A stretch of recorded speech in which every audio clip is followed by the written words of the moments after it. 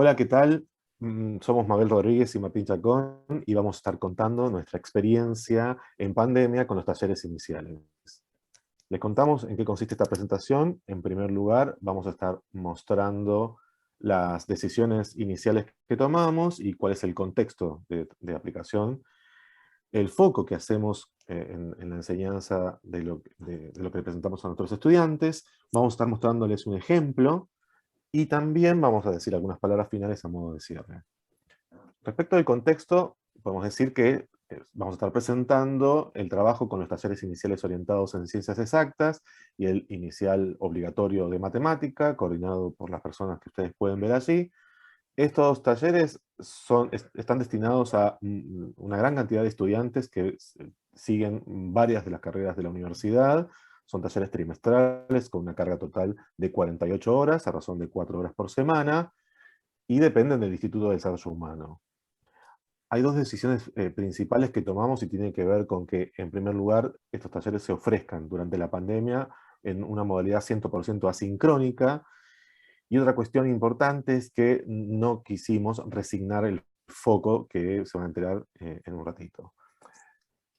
Este foco, el foco que tienen estos talleres, está puesto en trabajar habilidades matemáticas y en trabajar hábitos de estudio. Particularmente, son tres las habilidades matemáticas centrales que tienen los dos talleres, y son las que ustedes pueden ver allí: la interpretación de bibliografía matemática, el uso del lenguaje matemático. Y respecto de los hábitos de estudio, la toma de apuntes, la preparación de exámenes, y en esta modalidad, en pandemia, tuvimos que dejar a un costado el uso de la biblioteca físico, por supuesto.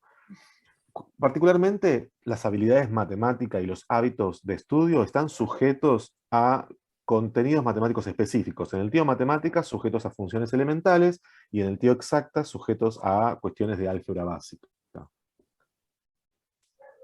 Bien, vamos a estar mostrándoles el ejemplo y en qué consiste. Bueno, en primer lugar les vamos a contar la forma de trabajo, luego vamos a presentar algunas actividades, posteriormente vamos a mostrar y a indicar algunas cuestiones sobre la evaluación, y finalmente un ejemplo de producción de los estudiantes. Concretamente, esto va a estar sujeto a la habilidad búsqueda de información matemática e interpretación de esa información matemática. La forma de trabajo que tomamos habitualmente tiene que ver con proponer tareas tanto individuales como grupales. Entre estas tareas, actividades y grupales, hay algunas que son de práctica y que no se entregan, y hay otras actividades que sí se entregan y que nosotros llamamos de seguimiento, y otras que llamamos obligatorias. Una diferencia sustancial que hay entre las de seguimiento y obligatorias es que las de seguimiento son actividades que se entregan y permiten mirar el proceso, y las obligatorias permiten mirar un primer cierre de algunas cuestiones. También las obligatorias tienen que estar sí o sí para poder acreditar. Las de seguimiento, con un cierto porcentaje, se permite acreditar. Las entregas son tanto escritas, o en audio, o en video, y a veces escritas y en audio, por ejemplo. Y lo mismo con las devoluciones de los docentes. Pueden ser escritas, pueden ser en audio, pueden ser en video, y principalmente está dada a través de los foros del aula virtual, pero también habilitamos canales, algunos canales extraoficiales como el Telegram, pero también pueden usar mails y mensajería interna. Como para mostrarles el ejemplo, nos vamos a situar en algunas de las actividades del TIO Matemática y encuadramos un poco de qué se trata el primer encuentro. En el primer encuentro, que se activa en el aula virtual y cuya extensión dura 1 o 2 semanas según en cuál trimestre estemos trabajando, se plantea la problemática de consumo de alcohol en relación con el manejo de autos o motos. Esta es una imagen de cómo se ve el aula y esa presentación inicial. Se pide a los estudiantes una primera búsqueda de normativa vigente y uso de esa normativa para responder unas ciertas preguntas. Esta es una búsqueda que no apela a captar información matemática, como sí va a ser la siguiente que ahora les voy a contar. Se da información para calcular la concentración de alcohol en sangre en función de la cantidad y graduación del alcohol ingerido. Eso se le dispone a los estudiantes en un PDF, como pueden ver aquí. Se ofrecen ejemplos y luego sí se pide otra búsqueda para que los estudiantes accedan a información matemática en una primera consigna grupal consigna de seguimiento que se ve de este modo. Aquí se indica de qué tipo es y cómo tienen que trabajar. En esta ocasión era buscar información sobre proporcionalidad directa que les sirviera para responder unas afirmaciones de verdadero o falso que debían argumentar. El segundo encuentro se dan pautas para la búsqueda y se retoma lo realizado, es decir, después de haber vivido la experiencia de buscar, se presentan algunos tips y eso va a ser la antesala de una siguiente búsqueda. A partir de aquí se trabaja con información gráfica que les estamos proponiendo y luego de eso surge una consigna de entrega obligatoria que, como bien indicaba recién Martín, es una de las dos modalidades que conforman la evaluación. Las consignas de seguimiento es la que les acabo de mostrar y la obligatoria, en este caso de trabajo individual, retoma la información sobre proporcionalidad directa y se le piden cuestiones y conclusiones relacionadas con esta problemática del alcoholismo que se viene trabajando.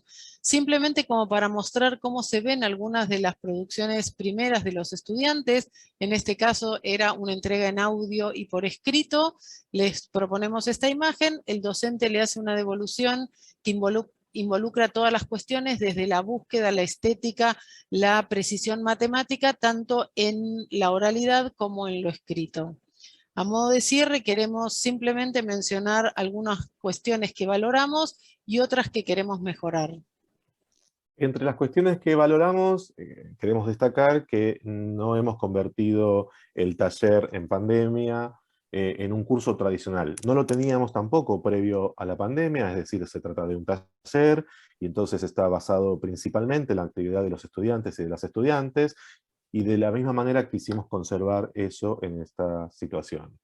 También pensamos en que es importante respetar las posibilidades de los estudiantes y de las estudiantes, particularmente respecto de la disponibilidad tecnológica y de los tiempos de los que podían disponer estudiantes al momento de trabajar desde sus propias casas, con sus familias, con sus hijos, etc. Y una cuestión más que queremos resaltar es esta cuestión de que no se trata de un enlatado, es decir, hacemos algo y otorgamos así rígido para que otro aplique, sino que la coordinación está en contacto permanente con los docentes y con las docentes al momento de trabajar y ajustar los cambios que sean necesarios, y más aún, siempre hay algún coordinador o alguna coordinadora que forma parte del equipo docente que en algún trimestre está dando efectivamente el taller junto con el resto. Finalmente, nos queremos señalar un par de cuestiones que estamos pensando en mejorar. Por un lado, la comunicación docente-estudiantes, que siempre nos preocupa. En la virtualidad es un asunto que nos preocupa y que los docentes nos movemos de todas las formas posibles. Estamos pensando si acaso hubiera que seguir en esta modalidad, en instalar con una presencia más sostenida el uso de Telegram para lograr una fluidez un poco más intensa de la que logramos. Y también estamos pensando en incluir el uso de software con una intencionalidad un poco más marcada que la actual. Desde ya, muchas gracias por su atención. Cualquier cuestión y cualquier pregunta pueden hacerla a esos mails si quieren alguna ampliación de lo que estuvimos presentando aquí.